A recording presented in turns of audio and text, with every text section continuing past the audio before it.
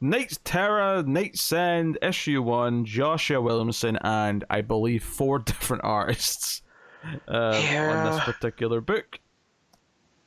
So, yep, that's the thing. Right, so, full confession, I did read this, but don't worry, I didn't check it out. Yeah. But I read this as I was lying in bed, and I was kind of in that... No. I read this in a state where I was really tired but couldn't sleep, but I was getting sleepy as I was reading it. So we'll see how much of this I remember as we insomnia really was attacking you in your sleep. Yes. This opening scene with the family coming in and talking to the little girl about her nightmares. That she's having nightmares of the superheroes. Yeah. There's parts of that I don't like. That one I don't mind. I just wish it didn't do like the formulaic type thing, right? Oh, monsters aren't real, and then monsters, kick in the door. Like, I don't know. I just wish Williamson wouldn't just always take the low-hanging fruit, I guess. I mean, I don't... This bookend with this family and the little girl being scared of the superheroes and the parents writing it off as monsters, but then realizing that they all have this shared connection of insomnia being in all their dreams.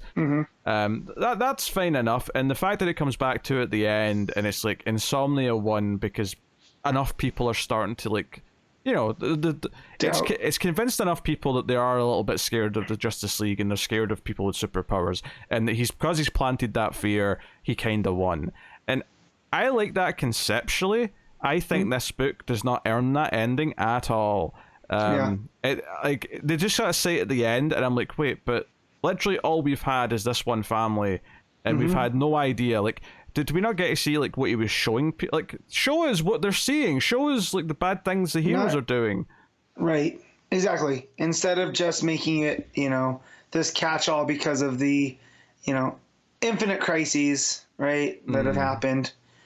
Because that's what I feel like it's pulling from. It's pulling from our collective knowledge of all the stuff that must have happened in the DC universe over and over again. So again, yeah, conceptually, like you said, but a lot like Williamson stuff, the execution's just not there. Yeah, and this issue is mostly just a big fight issue. Let's be honest. Yeah. Like it's a lot of fighting with a lot of very back and forth different art styles. A lot of the art I do not like. Yeah. I think that's fair to say.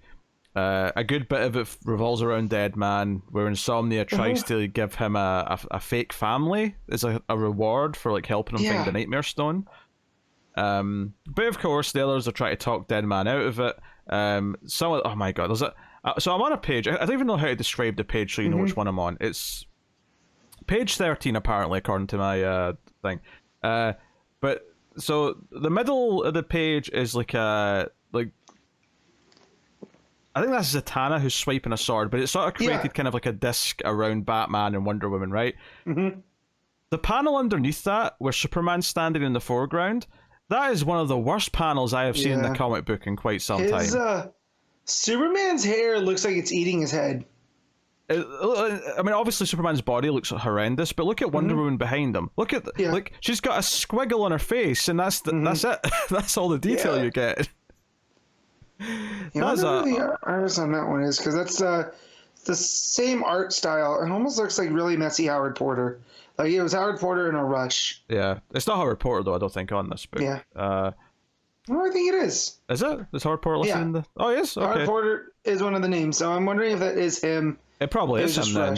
Yeah. I mean, the art style in general looks kind of Howard Porter-y, but it does feel very rushed. It feels like. Time was of the essence, and he just had to, draw. This is a lot of characters on all these fighting pages, so he's then really. You go to the next page, which is a double page spread, and it's a little bit more clean, but I mean, definitely abstract, Yeah, so obviously they're able to sort of snap Deadman out of it, and Deadman eventually kind of pops out. And Joe, what gets me is that so we've had all these tie-ins. And like, there's one moment where it's like Zatanna and Robot Man, are together in a couple panels, and they're like, "Hey, Zatanna, it's our old friends, the Sleepless Nights." It's like, "Yeah, I hate these guys, or I hate magic," and I'm like, that entire backup was just a build-up for 3 panels where they acknowledge that they've spent time together. That's it. That's all that tied into. How much of a big deal that what was it, issue 2 or 3 made of the Sleepless Nights, and they were really a non-factor. In fact, I barely see them in this comic. Yeah. They're probably in some of the big splash pages, but I feel like they're hardly there. Like, they're these characters they try to build up that we don't even know their names. We're not even spending time on fighting them, never mind like actually developing characters out of them. Right. So, although I do like, Dead Man sitting down with the family and being like, oh, this is lovely, but this isn't like what I want. This is not my dream. This is Insomnia's. This is what he wants. So I do like Boston putting that together, and then Insomnia trying to play on Boston's loneliness. It's a conceptual thing, it's an execution thing that I think here, because that sounds fine, but then it turns into Insomnia ripping Deadman apart as if he's somehow destroying him, and then like a few pages later, once Sandman's got the Dream Stone to try and combat the Nightmare Stone and all that, Deadman just shows up and is like, oh, that was an act, you destroying me. I used to play Dead as part of my show. This just feels more like this is more of Williamson's just kind of writing himself into corners and then writing himself out of corners in something that doesn't, like, I don't even know why we had to do this bit where he looked like he was destroyed. Like, why not just have him come out, like, have him be with the family like he's being tricked, like he's accepting the offer, and then have the big moment where he like breaks free of that be this moment where he comes out and helps save the day. And the only answer I've got is that they needed like another 6 pages in between them to fill with stuff. So let's make it look like he kills him, and then he comes back and it's like, no, I was just faking it. But how could we know you were faking it? You literally shattered into pieces like you were glass. Like, that's just... It's disingenuous to the reader because it's nothing that we can immediately accept as or understand how he faked it or how it worked. At least when, someone seems dead and it's a good twist that they're actually still alive. In the rare case where that happens, it tends to work because you immediately understand how they pulled it off, right? They'll give you one detail and it'll all just click. You're like, oh, okay, they slowed the heart rate down for this thing, or they tricked us because this sensor was only there for temperature and he had like thermal clothes on or something. I don't know, whatever it may be. Like, so, as you were just doing your justification of things, I just checked, and from the time that he rips him, right? Yeah. That whole section, it's 10 pages worth of stuff, because it's 4 where him and Deadman get into the fight, and then it's 6 until the time that he comes back. Yes, so, and of course, this is all just so we can actually seemingly kill Deadman a few pages later after that, because he sacrifices himself, taking care of Insomnia, get into like a bright white light. It's a whole big thing. I mean, Sandman tries to talk him out of it, but but he makes a sacrifice. He finally gets his death that he's been wanting, and it's a whole thing. And Insomnia like has these visions of his family. Basically, he's in his own private hell with his family on fire, and they're like dragging him like they're zombies. But Deadman's gone though, so Deadman seemingly for now has ceased to exist with his sacrifice. Which is fine, I guess, but he's going to come back because they always do. And it just kind of feels that we spent all this time building him up just to kill him at the end of it, I guess. I don't know. Yeah, or to see where his next adventures, where's he going to pop up next? Because they do make a big deal of him saying his deal with Ramakrishna was done lifetimes ago. That, he's tired of being the audience. He wants to take more of a hands-on. So it wouldn't surprise me if we get some type of mini-series at least. The further adventures of Deadman, where this whole idea of good and evil and what that represents, the God figures, like Big G God and the devil, what that represents in DC, and what the afterlife is. So I could almost see like Deadman here, this being like he's paid his penance now, and he gets to, have the peace that he wants. And if that peace is him being able to go out on adventures and not be tied to, possessing people or whatever, I could see that fully being that doorway. Wesley Dawes goes back to his grave, and talk about the art change being drastic when you go to that page and it's all these very flat, clean. Like, I mean, the art's good on that page, but shifting from the very kind of messy Howard Porter looking stuff in the previous page is quite a jolt.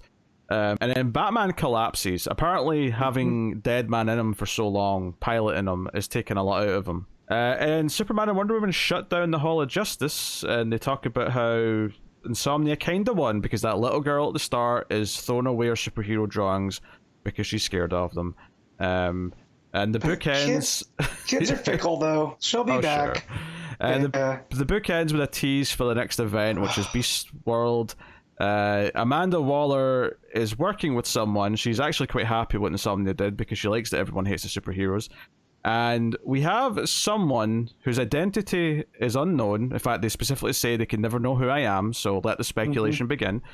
But he's giving the Helmet of Hate and the Nightmare Stone, and he becomes Dr. Hate.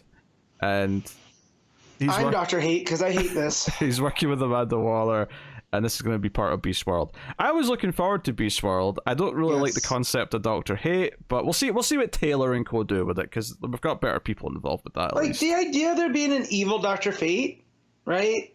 I get, but again, this is the Dream Stone to the Nightmare Stone type stuff.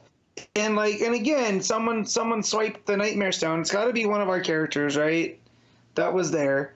However, knowing what we know about this Beast World stuff and the stuff that we're setting up with Tempest as Aqualad and stuff, I wouldn't be surprised if he's the traitor here.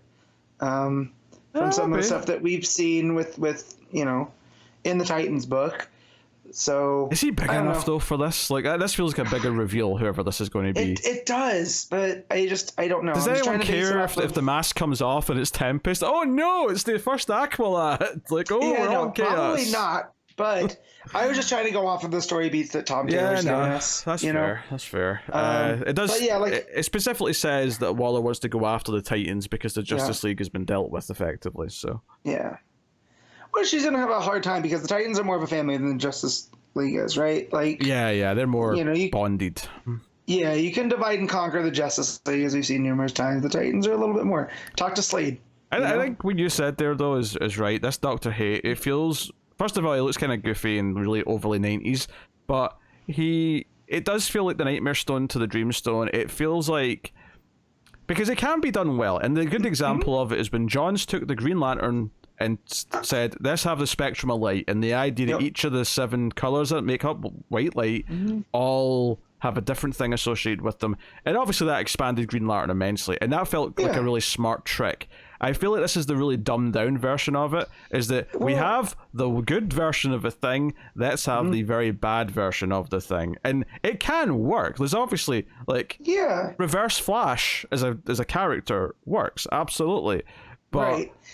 But we're looking at that with the hindsight of it, and it's just like, knowing what I know about Dr. Fate and the Helm of Naboo and the Lords of Order, Lords of Chaos, it's just not as simple as to take something called the Helm of Hate and to combine it with the mind and to give us what looks like Dr. Fate. Like, you know what I mean? Like, try to change up the design just a little bit. Yeah, I would say make him look different, and I think honestly the biggest problem here is that he's called Dr. Hate. See if they just called him something else, and then it was revealed through story beats. No, this is literally the opposite of the Helmet of Fate. This guy's an evil Dr. Fate. I think that would work. I think calling him Dr. Hate makes it sound really cheap and cheesy and gimmicky, and Well, it was that if Johns, instead of calling it the Sinestro Corps, he just called it the Yellow Lantern Corps. There's a bit more creativity that Sinestro named it after himself, right? Being the dictatorial type brain that he has. So I don't know. I got to this page and I don't even hate the design. I just wish that it didn't look just like evil Dr. Fate. Like the purple and the reds and the grays and stuff. That all looks, like a bad guy. But you get up to the helm, and I'm just like, all right, this is a little bit too spot on. So just with Waller, man, I get it. Waller's got her hands in everything. Why? I'm starting to the point where I want to know why. What is she doing? What is she paving the way for? I think she just generally always has this like drive, and we're never going to get to the point where she pulls off whatever she's trying to do, or if they ever do, it'll be a major event because if Waller finally gets her way, and that'll be a story arc. Right. I understood her in the pages of Checkmate when Rucka was writing her, where this is her job, is just to sow chaos, right? I just when you start involving her into all of the superhero-y affairs, and she's trying to destroy the Justice League and undermine them and all this other stuff, I just have to wonder, it doesn't seem to be working to get her what she wants, because she's not Lex Luthor, she's not a megalomaniac that she wants control over everything. She just wants to call shots. So I think the problem is when the writer like this, it does feel like she has that though. Yeah, I know. So it just doesn't feel, because even in, we talked about it in Dark Knights of Steel last, where it feels like Waller's going to be the big bad through there, and we know that I understand her point of view if that book continues after 12, why she stands against this league that is formed. So here I just feel like she's doing villain things. Yeah, I think. Yeah, I feel like this idea of her being an evil Nick Fury is always kind of the vibe that DC have went for, which is that she hates the superheroes. She can see them as being useful, which is why the Suicide Squad exists, but it's all about control and all these other things. I think it's one of those. I've heard this, the Flanderization of a character where they start off with a few notable quirks and stuff, but then eventually those quirks become just what the character is rather than anything else, so they're just there to do their thing. It kind of feels like that with Amanda Waller, where she was a bit more nuanced as a character. She was, I don't want to say she was like super realistic necessarily, and I've never read those original Suicide Squad books to see exactly what she was like back in the day, but even just from that post-crisis time period that we were kind of reading originally with, it does feel like she's just turned more and more into the two-dimensional, I hate superheroes, I want to control everything, and I'll do anything. I'll work with any bad guy to achieve that goal. It feels like she's just pivoted a little bit more and more towards that gradually as time has went on, to the point where that's all she is. She's just comically villainous basically at this point. And that's a shame. Well, this is the second Williamson event that has ended with Amanda Waller being the next part of the plan. And I'm just bored with the tediousness of it. Because I want to know what Waller's plan is, but I don't know. It's execution. Conceptually, I like it. Execution-wise, it needs some work. Yeah. So the four artists in the book were Giuseppe Camuncoli, Trevor Hairsine was in there, Howard Porter, and Stefano Nisi. Nisi and Camuncoli have been two of the artists that have been on the book, the main Night Terrors book. I think Hairsine and Porter are both new for this final issue. I think the only Hairsine art I saw was the stuff that was reminiscent of Deceased with Insomnia, when his family attacks him and everything's on fire. But I think that was meant to, make us think of Deceased, with the whole zombification of things. So, but yeah, man, not Porter's best work. And I usually like Howard Porter for the most part. He worked with Williamson a lot on Flash, so... Yeah, I think it is just a case of it being rushed. Some of those, there was clear... This page is important, I'm going to put a lot of effort into this page, and then this page of small panels I'm just going to have to rush. Yeah. I'm going to draw one of them as a squiggle. Alright, what are you rating it? This is a 5 out of 10. Yeah, I agree with that. 5 out of 10. It's, I've read worse, but it's a lot of fluff and there's frustrating elements to it. There's not a whole lot to outright recommend.